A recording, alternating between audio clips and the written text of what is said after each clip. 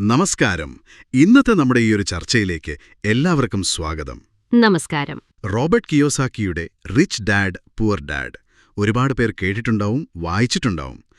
ലോകം മുഴുവൻ ആളുകളുടെ പണത്തെക്കുറിച്ചുള്ള ചിന്തകളെ ശരിക്കും മാറ്റിമറിച്ചൊരു പുസ്തകമാണത്. തീർച്ചയായും. അപ്പോ ഇന്ന് നമ്മൾ ആ പുസ്തകത്തിലെ ഏറ്റവും പ്രധാനപ്പെട്ട ചില കാര്യങ്ങളിലേക്കൊന്ന് ഇറങ്ങിച്ചെല്ലുകയാണ്. എന്തുകൊണ്ട് ചിലർക്ക് സാമ്പത്തികമായിട്ട് നല്ല രീതിയിൽ മുന്നോട്ട് പോകാൻ പറ്റുന്നു, മറ്റു ചിലർ ബുദ്ധിമുട്ടുന്നു?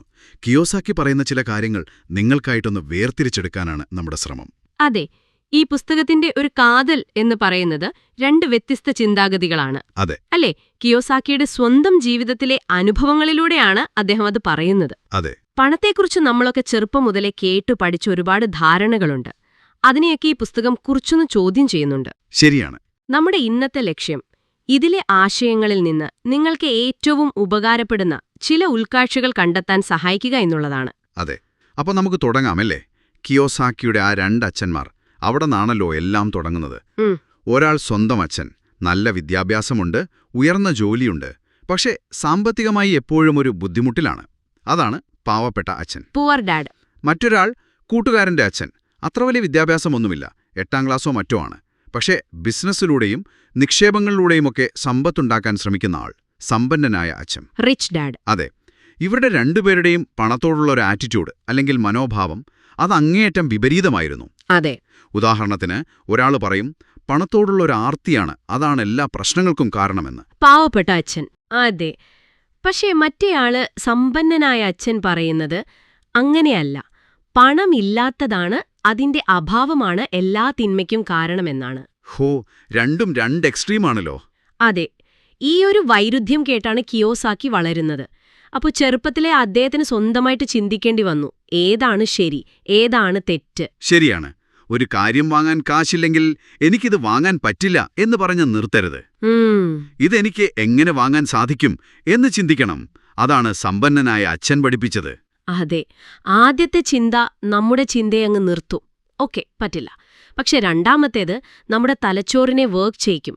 എങ്ങനെത് സാധ്യമാക്കാം എന്നാലോചിക്കാൻ തുടങ്ങും. അതുപോലെ തന്നെ ജോലികാര്യത്തിൽ നന്നായി പഠിക്കണം, നല്ലൊരു കമ്പനിയിൽ സുരക്ഷിതമായ ജോലി വാങ്ങണം. ഇത് പാവപ്പെട്ട അച്ഛന്റെ ലൈൻ, സാധാരണ നമ്മൾ കേൾക്കുന്നത്. പക്ഷേ സമ്പന്നനായ അച്ഛൻ എന്താ പറഞ്ഞത്?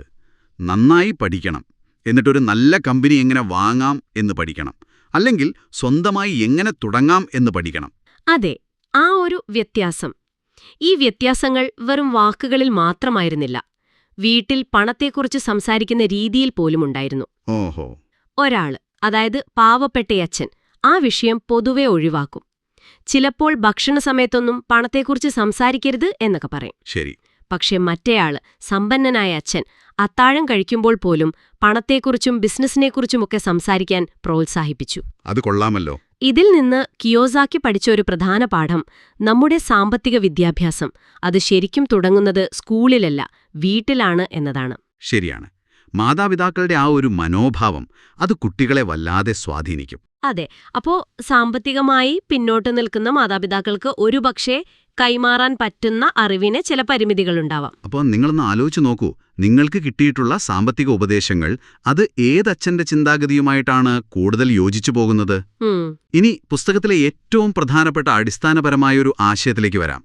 ആസ്തികളും ബാധ്യതകളും, അസറ്റ്സ് വേഴ്സസ് ലയബിലിറ്റീസ്. അതെ. സമ്പന്നനാകാനുള്ള നിയമം വളരെ സിമ്പിളാണെന്നാണ് സമ്പന്നനായ അച്ഛൻ പറയുന്നത്. ആസ്തി എന്താണ്, ബാധ്യത എന്താണ് എന്ന് തിരിച്ചറിയുക, എന്നിട്ട് ആസ്തികൾ വാങ്ങിക്കൂട്ടുക. ഇത് കേൾക്കുമ്പോ ഇത്രയേ ഉള്ളൂ എന്ന് തോന്നും, അല്ലേ? അതെ. നമ്മൾ അക്കൗണ്ടിംഗ് ക്ലാസ്സിലൊക്കെ ആസ്തിയുടെയും ബാധ്യതയുടെയും നിർവചനങ്ങൾ പഠിച്ചിട്ടുണ്ടാവും. പക്ഷേ കിയോസാക്കി ഇവിടെ കാര്യങ്ങൾ വളരെ ലളിതമാക്കുകയാണ്. എങ്ങനെ? അദ്ദേഹത്തിന്റെ നിർവചനം ഇതാണ്: ആസ്തി എന്ന് പറഞ്ഞാൽ അത് നിങ്ങളുടെ പോക്കറ്റിലേക്ക് പണം കൊണ്ടുവരുന്ന ഒന്നാണ്. ഓക്കെ. ബാധ്യതയോ, അത് നിങ്ങളുടെ പോക്കറ്റിൽ നിന്ന് പണം പുറത്തേക്ക് കൊണ്ടുപോകുന്ന ഒന്നാണ്. അപ്പോ പണമൊഴുക്ക്, ക്യാഷ് ഫ്ലോ, അതാണ് പ്രധാനം. അതെ, ഈ ഒരു ക്യാഷ് ഫ്ലോ അടിസ്ഥാനത്തിലുള്ള നിർവചനമാണ് പ്രധാനം, അല്ലാതെ അക്കാഡമിക് നിർവചനമല്ല. ശരിയാണ്. പുസ്തകത്തിൽ ചില ചിത്രങ്ങളൊക്കെ ഉണ്ട്, അതിത് വ്യക്തമാക്കുന്നുണ്ടല്ലേ? ഒരു സാധാരണക്കാരന്റെ പണമൊഴുക്ക് എങ്ങനെയാണ്? വരുമാനം വരുന്നു, അത് പിന്നെ വാടക, ഭക്ഷണം, യാത്ര, നികുതി, അങ്ങനെ ദൈനംദിന ചെലവുകൾക്കായിട്ടാണ് പോകുന്നു. മിച്ചമൊന്നും അധികം കാണില്ല, ആസ്തി വാങ്ങാൻ ഒന്നും ഉണ്ടാവില്ല. അതെ. ഇനി മധ്യവർഗത്തിന്റെ കാര്യമെടുത്താലോ, കുറച്ചുകൂടി വരുമാനമുണ്ടാവാം. പക്ഷേ ആ പണം എങ്ങോട്ടാ പോകുന്നത്? വീടിന്റെ ലോൺ അടയ്ക്കാൻ, കാറിന്റെ ലോൺ അടയ്ക്കാൻ, ക്രെഡിറ്റ് കാർഡ് കടങ്ങൾ തീർക്കാൻ, ഇങ്ങനെ പലതരം ബാധ്യതകളിലേക്കാണ് ആ പണം ഒഴുകുന്നത്. പലപ്പോഴും അവർ ഈ ബാധ്യതകളെ ആസ്തികളായിട്ട് തെറ്റിദ്ധരിക്കും. അതാണ് ഏറ്റവും വലിയ പ്രശ്നം. ഉദാഹരണത്തിന്, നമ്മൾ താമസിക്കുന്ന സ്വന്തം വീട്. എല്ലാവരും പറയും അതൊരു വലിയ അസറ്റാണെന്ന്. അതെ. പക്ഷേ കിയോസാക്കിയുടെ കാഴ്ചപ്പാടിൽ, നിങ്ങൾ ആ വീട്ടിൽ താമസിക്കുകയാണെങ്കിൽ അതിന്റെ ലോൺ അടയ്ക്കണം, ടാക്സ് കൊടുക്കണം, മെയിന്റനൻസ് ചെയ്യണം. അതായത് അത് നിങ്ങളുടെ പോക്കറ്റിൽ നിന്ന് പണം എടുക്കുകയാണ് ചെയ്യുന്നത്. അപ്പൊ അതൊരു ബാധ്യതയാണ്. അതെ, അത് നിങ്ങൾക്ക് പണം തരുന്നില്ലെങ്കിൽ അത് ബാധ്യതയാണ്. എന്നാൽ സമ്പന്നരുടെ പണമൊഴുക്ക് നോക്കൂ, അത് വ്യത്യാസമുണ്ട്. തീർച്ചയായും. അവരുടെ വരുമാനത്തിന്റെ വലിയൊരു പങ്ക് വരുന്നതെവിടുന്നാണ്? അവരുടെ ആസ്തികളിൽ നിന്നാണ്. അതായത് വാടകയ്ക്ക് കൊടുത്തിട്ടുള്ള കെട്ടിടങ്ങൾ, സ്റ്റോക്കുകളിൽ നിന്നുള്ള ഡിവിഡന്റ്, ബോണ്ടുകൾ, അവർക്ക് നേരിട്ട് ഇടപെടേണ്ടാത്ത ബിസിനസ്സുകൾ, പുസ്തകങ്ങളിൽ നിന്നോ സംഗീതത്തിൽ നിന്നോ ഉള്ള റോയൽറ്റികൾ, അങ്ങനെയുള്ള കാര്യങ്ങൾ. അപ്പോ ഈ വരുമാനം അവരുടെ സാധാരണ ജീവിത ചെലവുകൾ കഴിഞ്ഞും ബാക്കിയുണ്ടാവും. ധാരാളം ബാക്കിയുണ്ടാവും. ആ പണം ഉപയോഗിച്ച് അവരെന്തു ചെയ്യും? വീണ്ടും ആസ്തികൾ വാങ്ങും. അതെ, അങ്ങനെ ആസ്തികൾ കൂടുന്നു, അതിൽ നിന്നുള്ള വരുമാനം കൂടുന്നു. അതൊരു പോസിറ്റീവ് സൈക്കിളാണ്. അവർ കൂടുതൽ കൂടുതൽ സമ്പന്നരാവുന്നു. കൊള്ളാം. അപ്പോ ഈ പണം ഒഴുക്കിന്റെ ദിശ, അത് തിരിച്ചറിയുന്നതും അത് നമുക്ക് അനുകൂലമാക്കാൻ ശ്രമിക്കുന്നതും, അതാണ് സാമ്പത്തിക ബുദ്ധിയുടെ കാതലെന്ന് പറയാം. കൃത്യമായി.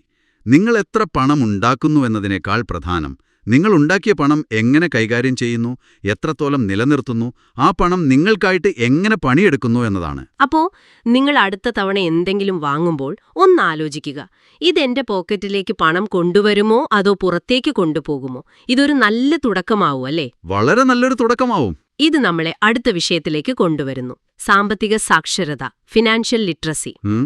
സ്കൂളിൽ നമ്മളൊരു ജോലി നേടാൻ പഠിക്കുന്നുണ്ട്, പക്ഷേ പണം എങ്ങനെ മാനേജ് ചെയ്യണമെന്ന് പഠിപ്പിക്കുന്നില്ല. ഇതൊരു വലിയ പോരായ്മയായിട്ട് കിയോസാക്കി പറയുന്നുണ്ട്. ശരിയാണ്.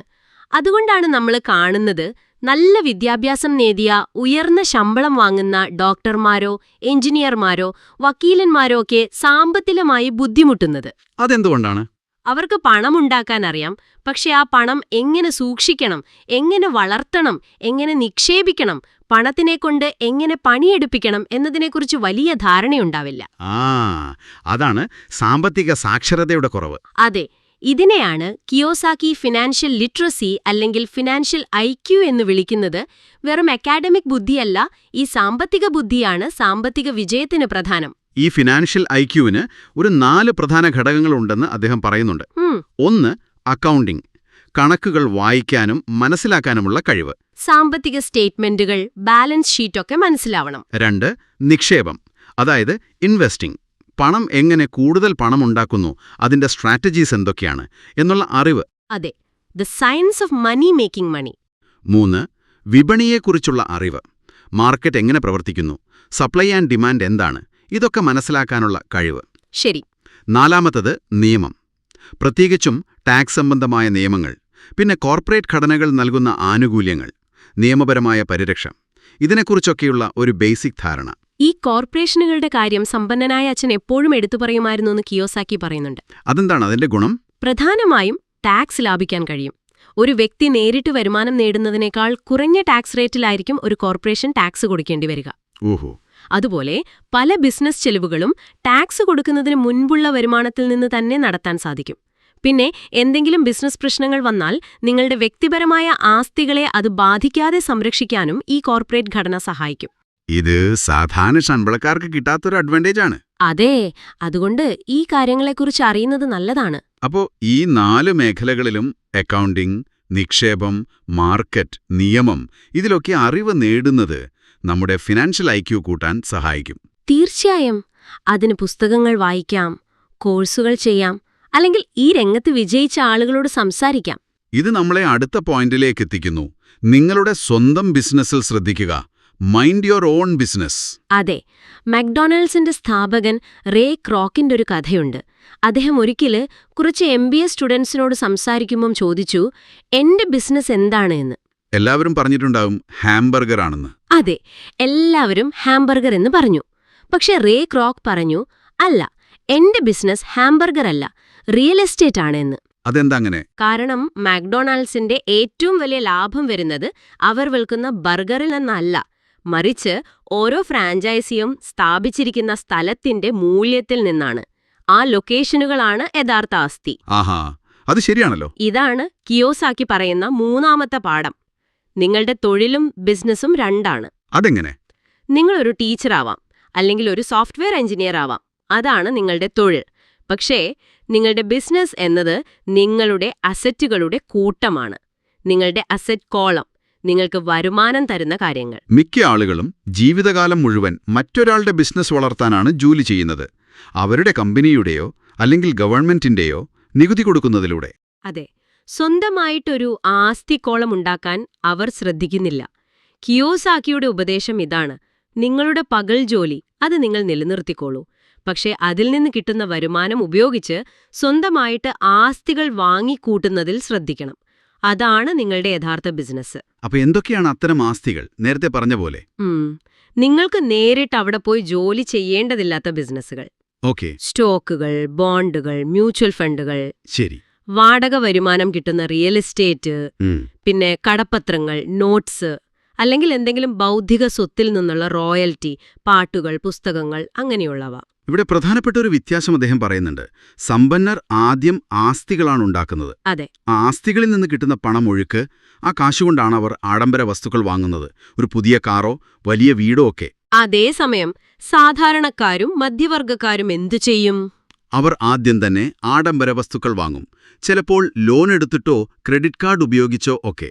അതെ, ഇതവരെ കൂടുതൽ കടക്കെണിയിലാക്കും. കിയോസാക്കി ഇതിനെ റാറ്റ് റേസ് എന്നാണ് വിളിക്കുന്നത്. ആ എലി ഓടുന്ന ചക്രം പോലെ ഓടി ഓടി എവിടെയും എത്തില്ല. അപ്പോ നിങ്ങൾക്കൊരു പുതിയ ഫോൺ വാങ്ങണമെന്നുണ്ടെങ്കിൽ അതിന് ലോൺ എടുക്കുന്നതിനു പകരം ആ ഫോണിന്റെ വിലയ്ക്ക് തുല്യമായ വരുമാനം തരുന്ന ഒരു ചെറിയ സ്റ്റോക്ക് ഇൻവെസ്റ്റ്മെന്റോ മറ്റോ ആദ്യം കണ്ടെത്തുക. എന്നിട്ട് അതിൽ നിന്ന് കിട്ടുന്ന ലാഭം കൊണ്ട് ഫോൺ വാങ്ങുക. അതെ. അപ്പോ നിങ്ങളുടെ കയ്യിലെ കാശ് പോയില്ല, ഒരു ആസ്തി ഉണ്ടാവുകയും ചെയ്തു, ആഗ്രഹം നടക്കുകയും ചെയ്തു. നിങ്ങളുടെ ആഗ്രഹങ്ങളെ ഒരു മോട്ടിവേഷനായിട്ട് ഉപയോഗിക്കുക, ആസ്തികൾ ഉണ്ടാക്കാൻ, അല്ലാതെ കടം വാങ്ങാനുള്ള കാരണമായിട്ടല്ല. അപ്പോ നിങ്ങളുടെ ജോലി എന്തു തന്നെ ആയാലും നിങ്ങളുടെ സ്വന്തം ബിസിനസ്സായ ആസ്തികൾ വളർത്താൻ നിങ്ങൾ എന്ത് ചെയ്യുന്നുണ്ടെന്ന് ചിന്തിക്കുന്നത് പ്രധാനമാണ്. പലരും മുന്നോട്ട് പോവില്ല. എന്തുകൊണ്ടാണ്? അതിന് ചില തടസ്സങ്ങളുണ്ടല്ലേ? കിയോസാക്കി ഒരു 5 പ്രധാന തടസ്സങ്ങളെക്കുറിച്ച് പറയുന്നുണ്ട്. അതെ. ഒന്നാമത്തേത് ഭയം, ഫിയർ. പണം നഷ്ടപ്പെടുമോ എന്നുള്ള ഭയം. അതെ, അത് സ്വാഭാവികമാണ്, എല്ലാവർക്കും ഉണ്ടാവും. പക്ഷേ സമ്പന്നരാ ഭയത്തെ കൈകാര്യം ചെയ്യുന്ന രീതിയിലാണ് വ്യത്യാസം. അവരെന്താ ചെയ്യുന്നത്? അവർ റിസ്ക് എടുക്കും, പക്ഷേ അതൊരു കാൽക്കുലേറ്റഡ് റിസ്ക് ആയിരിക്കും. പിന്നെ പരാജയം വന്നാൽ അതിനെ പഠിക്കാനുള്ളൊരവസരമായിട്ടാണ് അവർ കാണുന്നത്, അല്ലാതെ ലോകം അവസാനിച്ചു എന്ന രീതിയിലല്ല. ടെക്സാസിലെ അലാമോ യുദ്ധത്തിന്റെ കഥ അദ്ദേഹം പറയുന്നുണ്ട്. അതെ, ടെക്സാസുമാർക്ക് അതൊരു വലിയ പരാജയമായിരുന്നു. പക്ഷെ അവരതിനെ റിമെമ്പർ ദ അലാമോ എന്ന് പറഞ്ഞ് ഒരു പ്രചോദനമായിട്ടാണ് കാണുന്നത്. പരാജയത്തിൽ നിന്ന് പഠിച്ച് കൂടുതൽ ശക്തരാവുക, അതാണ് പ്രധാനം. അടുത്ത തടസ്സം നിഷേധാത്മക ചിന്ത, സിനിസിസം. ഇതൊന്നും നടക്കില്ല, ഇതൊക്കെ വെറുതെ പറയുന്നതാണ്, ആകാശം ഇടിഞ്ഞു വീഴാൻ പോണു എന്നൊക്കെ ചിന്തിക്കുന്നവർ. മറ്റുള്ളവരുടെ സംശയങ്ങളും വിമർശനങ്ങളും കേട്ട് നമ്മൾ ചിലപ്പോൾ നമ്മുടെ പ്ലാനുകൾ ഉപേക്ഷിക്കും. അതെ, റിയൽ എസ്റ്റേറ്റിൽ ഇൻവെസ്റ്റ് ചെയ്താല് പിന്നെ വാടകക്കാരെ കൊണ്ടുള്ള തലവേദന സഹിക്കാൻ വയ്യ എന്ന് പറഞ്ഞ് നല്ലൊരു അവസരം വേണ്ടെന്ന് വെക്കുന്നത് പോലെ. അപ്പോ വിമർശിക്കുന്നതിന് പകരം കാര്യങ്ങൾ ശരിക്ക് വിശകലനം ചെയ്യാനാണ് പഠിക്കേണ്ടത്. തീർച്ചയായും. അടുത്തത് മടി, ലേസിനെസ്. തിരക്കുള്ള ആളുകൾക്കും മടിയുണ്ടാവാമെന്നാണോ? അതെ, ഇവിടെ ഉദ്ദേശിക്കുന്നത് ശാരീരികമായ മടിയല്ല. പ്രധാനപ്പെട്ട കാര്യങ്ങൾ, അതായത് സ്വന്തം സാമ്പത്തിക ഭാവിക്കു വേണ്ടി ചെയ്യേണ്ട കാര്യങ്ങൾ, അത് ചെയ്യാതെ മറ്റ് അപ്രധാനമായ കാര്യങ്ങളിൽ മുഴുകി സമയം കളയുന്നതും ഒരുതരം മടിയാണ്. ശരിയാണ്. എനിക്കിത് വാങ്ങാൻ കഴിയില്ല എന്നു പറയുന്ന ആ ഒരു ചിന്താഗതിയും മടിയുടെ ലക്ഷണമാണ്. അതിനു പകരം ഇതെനിക്ക് എങ്ങനെ താങ്ങാൻ കഴിയും എന്ന് ചിന്തിക്കാൻ തുടങ്ങിയാൽ തലച്ചോറ് പ്രവർത്തിക്കാൻ തുടങ്ങും. മടിയെ മറികടക്കാൻ ഒരു ചെറിയ ആർത്തി, അതായത് മെച്ചപ്പെട്ട ജീവിതത്തിനായുള്ള ആഗ്രഹം, അത് ചിലപ്പോൾ നല്ലതാണെന്നും കിയോസാക്കി പറയുന്നുണ്ട്. നാലാമത്തത് ദുശ്ശീലങ്ങൾ, ബാഡ് ഹാബിറ്റ്സ്. നമ്മുടെ സാമ്പത്തിക ജീവിതം നമ്മുടെ ശീലങ്ങളുടെ പ്രതിഫലനമാണ്. തീർച്ചയായും. ഇതിലേറ്റവും പ്രധാനമായി കിയോസാക്കി പറയുന്ന ശീലം പേ യോർസെൽഫ് ഫസ്റ്റ് എന്നതാണ്. നിങ്ങൾക്കാദ്യം പണം നൽകുക. അതെ, വരുമാനം കയ്യിൽ കിട്ടിയാൽ ആദ്യം തന്നെ ചെയ്യേണ്ടത് ബില്ലുകളും കടങ്ങളുമൊക്കെ അടക്കുന്നതിനു മുൻപേ നിങ്ങളുടെ നിക്ഷേപത്തിനും സമ്പാദ്യത്തിനുമുള്ള ഒരു വിഹിതം അങ്ങ് മാറ്റിവെക്കുക എന്നതാണ്. പക്ഷെ അപ്പോ ബില്ലടയ്ക്കാൻ തികഞ്ഞില്ലെങ്കിലോ? കടക്കാര് വിളിക്കില്ലേ? ആ ഒരു സമ്മർദ്ദം, ആ പ്രഷർ, അത് നിങ്ങളെ കൂടുതൽ വരുമാനം കണ്ടെത്താൻ നിർബന്ധിതരാക്കും, പുതിയ വഴികൾ തേടാൻ പ്രേരിപ്പിക്കും, നിങ്ങളുടെ സാമ്പത്തിക പേശികളെ അത് ബലപ്പെടുത്തും. പക്ഷെ ഇത് ശ്രദ്ധിച്ചു ചെയ്യേണ്ട ഒന്നാണ്. ശരി. 5ാമത്തെ തടസ്സം അഹങ്കാരം, ആരഗൻസ്. അറിയാത്ത കാര്യങ്ങൾ അറിയാമെന്ന് നടിക്കുന്നത്, അല്ലെങ്കിൽ എനിക്കെല്ലാം അറിയാം, എനിക്കിനി ഒന്നും പഠിക്കാനില്ല എന്നൊരു ഭാവം. ഇത് സാമ്പത്തികമായി വലിയ നഷ്ടങ്ങളുണ്ടാക്കാം. ഉണ്ടാക്കും. കാരണം സാമ്പത്തിക ലോകം എപ്പോഴും മാറിക്കൊണ്ടിരിക്കുകയാണ്. പുതിയ കാര്യങ്ങൾ പഠിക്കാൻ തയ്യാറായില്ലെങ്കിൽ നമ്മൾ പിന്നിലായി പോകും. ഒരു വിഷയത്തിൽ അറിവില്ലെങ്കിൽ അത് സമ്മതിക്കാനും ഒരു വിദഗ്ധന്റെ സഹായം തേടാനോ അല്ലെങ്കിൽ അതിനെക്കുറിച്ച് പഠിക്കാനോ തയ്യാറാകണം. വിനയത്തോടെ പുതിയ അറിവുകളെ സമീപിക്കണം. അപ്പോ ഈ 5 തടസ്സങ്ങൾ ഭയം, നിഷേധാത്മക ചിന്ത, മടി, ദുശ്ശീലങ്ങൾ, അഹങ്കാരം, ഇതിൽ ഏതെങ്കിലും ഒന്ന് നിങ്ങളുടെ സാമ്പത്തിക വളർച്ചയെ പിന്നോട്ട് വലിക്കുന്നുണ്ടോ എന്ന് സ്വയം ചോദിക്കുന്നത് നല്ലതാണ്. അതെ. ഇനി ഇതൊക്കെ മനസ്സിലാക്കി ഈ തടസ്സങ്ങളൊക്കെ മാറ്റാനും തയ്യാറായി അപ്പോ എങ്ങനെ തുടങ്ങാം? വേർ ഡു ഐ സ്റ്റാർട്ട് എന്ന ചോദ്യം വരും. അതിലും കിയോസാക്കി ചില വഴികൾ പറയുന്നുണ്ട്. എല്ലാം കൂടി ഒരു ലിസ്റ്റ് പോലെ പറയുന്നതിനേക്കാൾ നമുക്ക് ഏറ്റവും പ്രധാനപ്പെട്ട ചില കാര്യങ്ങൾ ഒന്നുകൂടി ഊന്നി പറഞ്ഞാലോ? അതാണ് നല്ലത്. ഒന്നാമതായി, എന്തിനു വേണ്ടി? നിങ്ങൾക്ക് സാമ്പത്തിക സ്വാതന്ത്ര്യം വേണം എന്ന് വെറുതെ ആഗ്രഹിച്ചാൽ പോരാ. അതിനൊരു ശക്തമായ കാരണം വേണം. വൈ? അതായത് കടത്തിൽ നിന്ന് പുറത്തു കടക്കണം എന്നുള്ള ആഗ്രഹം, അല്ലെങ്കിൽ ഇഷ്ടമില്ലാത്ത ജോലി ഉപേക്ഷിക്കണം, ലോകം ചുറ്റണം, മക്കൾക്ക് നല്ല വിദ്യാഭ്യാസം കൊടുക്കണം, അല്ലെങ്കിൽ സമൂഹത്തിന് എന്തെങ്കിലും തിരിച്ചു നൽകണം. ഇങ്ങനെ നിങ്ങളെ വൈകാരികമായി മോട്ടിവേറ്റ് ചെയ്യുന്ന ഒരു ലക്ഷ്യം. ആ ലക്ഷ്യം മനസ്സിലുണ്ടെങ്കിൽ ഏതു പ്രതിസന്ധിയിലും മുന്നോട്ടു പോകാൻ ഒരു ഊർജം കിട്ടും. ശരിയാണ്. രണ്ടാമതായി, തുടർച്ചയായ പഠനം. Financial education is a journey, not a destination. അതെ. ദിവസവും ഇതിനുവേണ്ടി കുറച്ച് സമയം കണ്ടെത്തണം. പുസ്തകങ്ങൾ വായിക്കാം, ഓഡിയോ ബുക്കുകൾ കേൾക്കാം, ഓൺലൈൻ കോഴ്സുകൾ ചെയ്യാം, സെമിനാറുകളിൽ പങ്കെടുക്കാം. അറിവ് കൂടുന്തോറും നമ്മുടെ പേടി കുറയും, അവസരങ്ങൾ കാണാൻ തുടങ്ങും. അതുപോലെ ആരുമായി കൂട്ടുകൂടുന്നു എന്നത് ശ്രദ്ധിക്കുക. Choose your friends carefully. പണത്തെക്കുറിച്ചും നിക്ഷേപത്തെക്കുറിച്ചുമൊക്കെ സംസാരിക്കാൻ താൽപ്പര്യമുള്ള പോസിറ്റീവായ ആളുകളുമായിട്ട് കൂടുതൽ ഇടപഴകുക. സംശയങ്ങളും പേടിയും മാത്രം പറയുന്ന ആളുകളിൽ നിന്ന് ബോധപൂർവം ഒരകലം പാലിക്കുന്നത് നല്ലതാണ്. നിങ്ങൾ ചെയ്യാൻ ആഗ്രഹിക്കുന്ന കാര്യങ്ങൾ ഓൾറെഡി ചെയ്യുന്ന ആളുകളുമായി സംസാരിക്കുന്നത് ഒരുപാട് ഗുണം ചെയ്യും. പിന്നെ നമ്മൾ നേരത്തെ പറഞ്ഞ ആ ശീലം, പേ യുവർ സെൽഫ് ഫസ്റ്റ്. നിങ്ങൾക്ക് ആദ്യം പണം നൽകുക. ഇത് ശീലമാക്കാൻ കുറച്ച് സമയമെടുത്തേക്കാം. പക്ഷേ ഇത് വളരെ പ്രധാനപ്പെട്ട ഒന്നാണ്. വരുമാനം കിട്ടിയാലുടൻ നിക്ഷേപത്തിനുള്ള പങ്ക് മാറ്റുക. ബാക്കിയുള്ളതുകൊണ്ട് ജീവിക്കാൻ പഠിക്കുക. ആ സമ്മർദ്ദം നിങ്ങളെ വളർത്തും. ഇതൊക്കെ തന്നെ പ്രധാനപ്പെട്ട കാര്യങ്ങളാണ്. പിന്നെ വിദഗ്ധരുടെ സഹായം തേടുക, അവർക്ക് നല്ല പ്രതിഫലം കൊടുക്കുക എന്നും അദ്ദേഹം പറയുന്നുണ്ട്. അതെ. നല്ലൊരു അക്കൗണ്ടന്റ്, ബ്രോക്കർ, വക്കീൽ ഇവരൊക്കെ നമ്മുടെ ടീമിന്റെ ഭാഗമാവുന്നത് നല്ലതാണ്. അതുപോലെ ഒരു നിക്ഷേപം നടത്തുമ്പോൾ മുടക്കുമുതൽ എത്രയും പെട്ടെന്ന് തിരിച്ചു കിട്ടാൻ നോക്കണം. എന്നിട്ട് കിട്ടുന്ന ലാഭം അല്ലെങ്കിൽ ആ ആസ്തി അതൊരു ബോണസ് പോലെ കാണുക. പഠിച്ച കാര്യങ്ങൾ മറ്റുള്ളവരെ പഠിപ്പിക്കാനും അദ്ദേഹം പറയുന്നു. അതെ. Teach and you shall receive. നമ്മൾ പഠിപ്പിക്കുമ്പോൾ നമുക്ക് തന്നെ കൂടുതൽ വ്യക്തത കിട്ടും, പുതിയ ആശയങ്ങൾ വരും. അപ്പോ വലിയ തുടക്കത്തിനായി കാത്തിരിക്കേണ്ട കാര്യമില്ല. ഇന്നു തന്നെ ചെയ്യാൻ പറ്റുന്ന ചെറിയൊരു കാര്യമെന്താണ്? ഒരുപക്ഷേ ഒരു സാമ്പത്തിക വാർത്ത വായിക്കുന്നത്, അല്ലെങ്കിൽ ഒരു നല്ല പോഡ്കാസ്റ്റ് കേൾക്കുന്നത്, അതുമല്ലെങ്കിൽ നിങ്ങളുടെ ഇപ്പോഴത്തെ സാമ്പത്തിക സ്ഥിതി ഒന്ന് എഴുതി നോക്കുന്നത്. എന്തെങ്കിലും ഒരു ചെറിയ സ്റ്റെപ്പ് എടുക്കുക. അതെ. അപ്പോൾ നമ്മളിന്ന് റിച്ച് ഡാഡ് പുവർ ഡാഡ് എന്ന പുസ്തകത്തിലെ ചില പ്രധാനപ്പെട്ട ആശയങ്ങളിലൂടെയാണ് കടന്നുപോയത്. സാമ്പത്തിക സാക്ഷരത നേടേണ്ടതിന്റെ പ്രാധാന്യം, ആസ്തികളും ബാധ്യതകളും തമ്മിലുള്ള വ്യത്യാസം, പ്രത്യേകിച്ച് പണമൊഴുക്കിന്റെ അടിസ്ഥാനത്തിൽ നമ്മുടെ സ്വന്തം ആസ്തികളിൽ ശ്രദ്ധ കേന്ദ്രീകരിക്കേണ്ടതിന്റെ ആവശ്യം, പിന്നെ സാമ്പത്തിക വിജയത്തിന് തടസ്സമായി നിൽക്കുന്ന മാനസികാവസ്ഥകൾ. ഇതൊക്കെയാണ് നമ്മൾ പ്രധാനമായി ചർച്ച ചെയ്തത്. ഓർക്കേണ്ട ഒരു കാര്യം, കിയോസാക്കി പറയുന്നത് പോലെ പണമെന്നത് ശരിക്കും ഒരു ഐഡിയ മാത്രമാണ്. അത് നമ്മുടെ ചിന്തകളിലാണ് തുടങ്ങുന്നത്. അതെ. ആ ചിന്തകളെ മാറ്റാൻ നമുക്ക് സാധിച്ചാൽ നമ്മുടെ സാമ്പത്തിക യാഥാർത്ഥ്യത്തെയും മാറ്റിയെടുക്കാൻ സാധിക്കും. പക്ഷെ അതിന് സമയമെടുക്കും, പരിശ്രമം വേണം. ഇത് ഒറ്റ രാത്രി കൊണ്ട് നടപ്പാവുന്ന കാര്യമല്ല. ചെറിയ സ്റ്റെപ്പുകളായി തുടങ്ങുക, പഠിക്കുക, ചിലപ്പോൾ തെറ്റുകൾ പറ്റാം, അതിൽ നിന്ന് പഠിച്ച് വീണ്ടും ശ്രമിക്കുക. നിങ്ങളുടെ ഏറ്റവും വലിയ ആസ്തി നിങ്ങളുടെ തലച്ചോറ് തന്നെയാണ്. അതിനെ ഉപയോഗിക്കുക, പഠിക്കാനുള്ള കഴിവിനെ വികസിപ്പിക്കുക.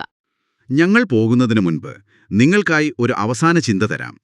പണത്തെക്കുറിച്ച് നിങ്ങൾ ചെറുപ്പം മുതലേ വിശ്വസിച്ചു പോന്ന ഏതെങ്കിലും ഒരു ധാരണ ഒരുപക്ഷെ ഇന്ന് നിങ്ങളുടെ മുന്നോട്ടുള്ള യാത്രയ്ക്ക് ഏറ്റവും വലിയ ബാധ്യതയായി മാറുന്നുണ്ടോ?